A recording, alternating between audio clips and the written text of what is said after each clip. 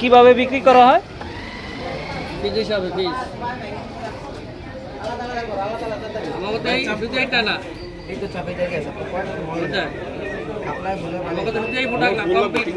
Complete product পাওয়া যায়। আব্দুল্লাহ, এর পিস কত করে বিক্রি করো? 200 পিস।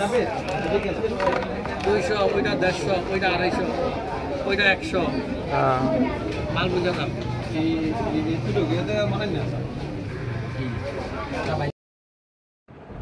আসসালামু আলাইকুম। আমরা এখন রয়েছি মেঘনা নদীর পার, আর এটা হচ্ছে এক তুলাতলি ঘাটে।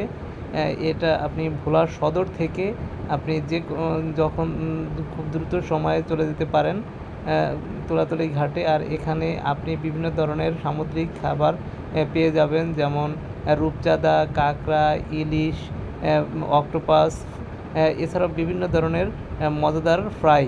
চলে আসুন তুলাতলি ঘাট, ভোলা সদর, ভোলা।